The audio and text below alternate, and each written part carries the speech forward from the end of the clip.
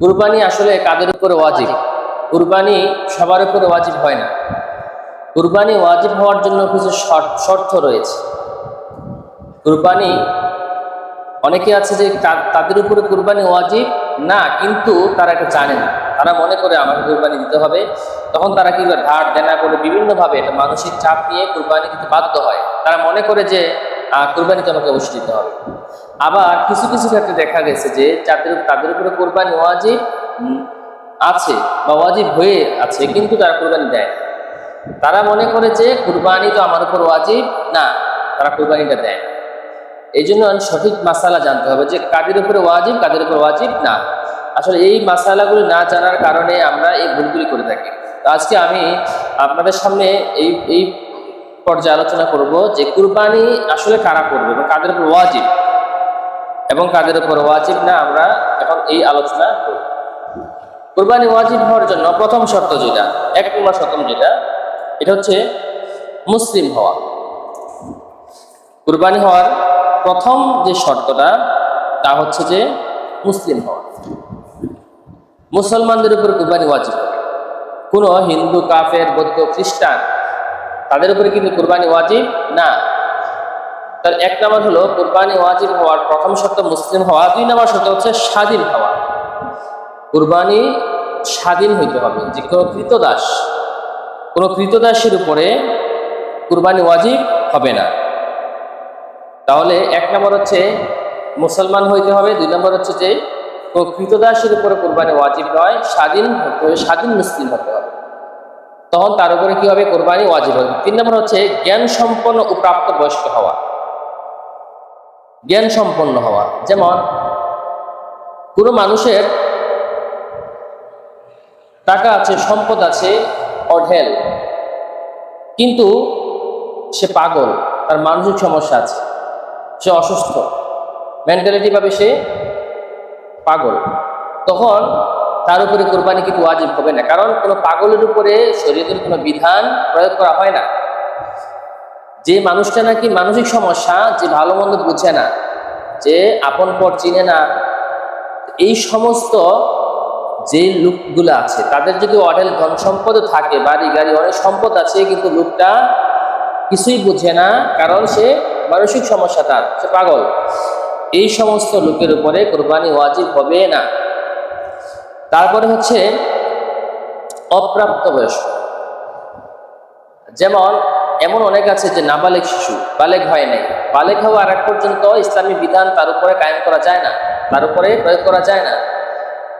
তো নাবালেগের নামে যদি কোটি কোটি টাকার সম্পদ থাকে, অনেক আছে যে বাবা মারা গেছে কিন্তু এই সম্পদের মালিক সন্তান, অথবা বাবা কি করেছে সন্তানের নামে সম্পদ দিয়ে দিছে, ব্যাংক ব্যালেন্স করে দিছে, কিন্তু সন্তান নাবালেগ, সম্পদ রয়েছে। সুতরাং এই নাবালেগের উপরেও কিন্তু কুরবানি ওয়াজিব হবে না। তাহলে প্রাপ্তবয়স্ক হইতে হবে, অপ্রাপ্তবয়স্কের উপরে কুরবানি ওয়াজিব হবে না। তারপরে মুকিম হওয়া। কুরবানি ওয়াজিব হবে মুকিম হইলে। মুকিম মানে হচ্ছে যদি কোনো মুসাফির হয়, যেমন কুরবানির যেই দিনগুলি রয়েছে 10, 11, 12, জিলহজ মাসের 10 তারিখ, 11 তারিখ, 12 তারিখ, এই দিনগুলির মধ্যে যদি কোনো মানুষ সফররত অবস্থায় থাকে, কোনো বাজে যে সফরে সে বের হয়েছে, ওই সফর কি হয়েছে এই দিনগুলির মধ্যে পড়েছে, তখন তার উপরে কুরবানি ওয়াজিব হবে না। যদিও তার অনেক ধন সম্পদ রয়েছে, কিন্তু সে মুকিম না হওয়া, মানে মুসাফির হওয়ার কারণে, মুকিম না হওয়ার কারণে তার উপরে ওয়াজিব হবে না। যদি সে মুকিম হয়, তখন তার উপরে কি হবে? কুরবানি ওয়াজিব হবে। তারপর আছে ধনাঢ্য হওয়া। কুরবানি ওয়াজিব যাদের উপরে হবে, ধনাঢ্য বলতে 52.5 তোলা রূপা কিংবা 7.5 তোলা স্বর্ণ অথবা সমপরিমাণ সম্পদের মালিক হওয়া, এটা হলো জাকাতের একটা নেশাব।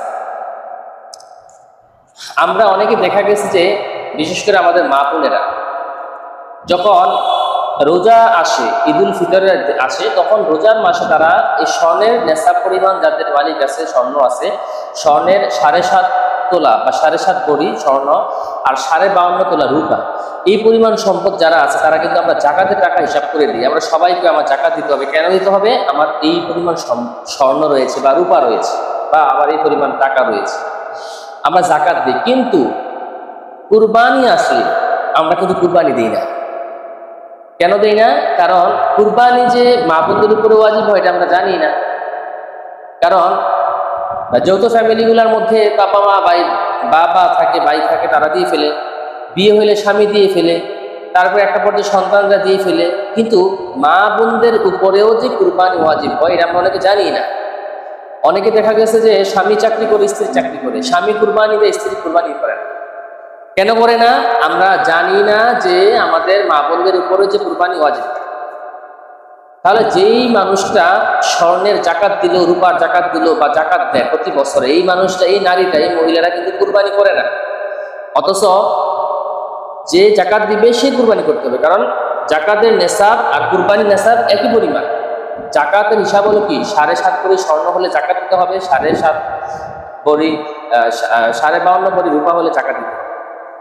তদ্রুপ ভাবে কুরবানিও যদি 7.5 তোলা স্বর্ণ আর 52.5 তোলা রূপা থাকে, তখন তার উপরে যেমন জাকাত খরচ হয়, তার উপরে কুরবানি ওয়াজিব হয়। এই জন্য আমরা এই জিনিসটা খেয়াল করব, মা বোনদের উপরেও কুরবানি ওয়াজিব হয়। যারা জাকাত দেন, যাদের উপরে জাকাত খরচ হয়, তাদের উপরে কুরবানি ওয়াজিব হয়, কথাটা খেয়াল রাখবেন। এজন্য আমরা কুরবানি করার সময় স্বামী কুরবানি দিবে, স্ত্রীর সম্পদ থাকলে স্ত্রী কুরবানি করবে, এই বিষয়গুলো আমরা খেয়াল রাখবো। অনেকে আছে যে আমার মেয়েটার বিয়ে হয় নাই, কিন্তু মেয়ের কি আছে, স্বর্ণ আছে, এটা মেয়ে মালিক, কিন্তু জাকাত হিসাব করে দেওয়া হয়, কিন্তু কুরবানি দেওয়া হয়। এবং অনেক যৌথ ফ্যামিলিতে দেখা গেছে যে বাবা কুরবানি দিচ্ছে, কিন্তু সন্তানেরাও কিন্তু নেশা পরিমাণ মালের মালিক, কিন্তু সন্তানের কুরবানি দেয়। অনেকে আছে বড় ভাই কুরবানি করে, ছোট ভাই কুরবানি করে না। এমন আছে যে সে বিয়ে করে নাই, অবিবাহিত, ছেলেটা অবিবাহিত, বিয়ে করে নাই, কিন্তু সে কি করে, চাকরি করে, কিন্তু সে কুরবানি করে না। কেন? তার বউ নাই, জি নাই, ছেলে নাই, সে কুরবানি করে নাই। কি মনে করে, আমার তো ফ্যামিলি নাই, আমি কুরবানি করবো কেন? অনেকে আছে যে বেকার, কিন্তু বেকার হলেও সে টিউশনি করে, সে টাকা জমায়, ধরেন 1 লাখ টাকা জমাইলো একটা মোবাইল কেনার জন্য, বা একটা মোটরসাইকেল কেনার জন্য, বা একটা ল্যাপটপ কেনার জন্য টাকা জমাইছে। তো এটা তো নেশা পরিমাণ, টাকাটা নেশা পরিমাণ হয়ে গেছে, যদিও সে বেকার, কিন্তু তাকে যে সম্পদটা রয়েছে এটা নেশা পরিমাণ হয়ে গেছে, সুতরাং তার উপরে কুরবানি ওয়াজিব। এই বিষয়টা আমরা খেয়াল করব যে নেশা পরিমাণ মালের মালিক যদি স্ত্রী হয় সে দিতে হবে, এটা যদি কোনো নারী হয় সে কুরবানি করতে হবে। এবং এটা যদি ফ্যামিলির বেকার ছেলেটাও হয়, তার কাছে যদি এর পরিমাণ টাকা থাকে, নেশা পরিমাণ মাল থাকে, তার উপরে কিন্তু কুরবানি ওয়াজিব হবে। সুতরাং এই বিষয়টা আমরা খেয়াল করবো। আমরা এই বিষয়টা খেয়াল করি না যে আসলে কুরবানি কাদের উপরে ওয়াজিব আর কাদের উপরে ওয়াজিব না। তো আজকে আমি আপনাদের সামনে সংক্ষিপ্তভাবে এই বিষয়গুলো আলোচনা করলাম। কুরবানি আসলে কারা দিবে, কাদের উপর ওয়াজিব। 1 নম্বর মুসলমান হওয়া, 2 নম্বর স্বাধীন হওয়া, 3 নম্বর হচ্ছে জ্ঞানবান, মানে মানসিকভাবে সে ঠিক থাকা, মানে পাগল না হওয়া, তারপরে বালেগ হওয়া, তারপর হচ্ছে ধনাঢ্য হওয়া, ধনাঢ্য মানে নেশা পরিমাণ মাল হওয়া। তারপরে হচ্ছে এই বিষয়গুলো যাদের উপর থাকবে, চাই সে নারী হোক চাই সে পুরুষ হোক, তার উপরে কি করতে হবে, কুরবানি ওয়াজিব হবে, সে কুরবানি করতে হবে। তো এই জন্য আমরা এই যে শর্তগুলি যাদের উপরে ওয়াজিব কুরবানি, এই শর্তগুলি যাদের মধ্যে পাওয়া যাবে, তারা কেউ কুরবানি থেকে বঞ্চিত হব না। আমরা সকলে কুরবানি করার চেষ্টা করব। কুরবানি হোক রবের সন্তুষ্টির জন্য, আমরা সকলেই কুরবানি করার চেষ্টা করবো। আল্লাহ তাআলা আমাদের তৌফিক দান করুক। আমিন। ওয়া আখিরু দাওয়ানা আলহামদুলিল্লাহি রাব্বিল আলামিন। আসসালামু আলাইকুম ওয়া রাহমাতুল্লাহি ওয়া বারাকাতুহু।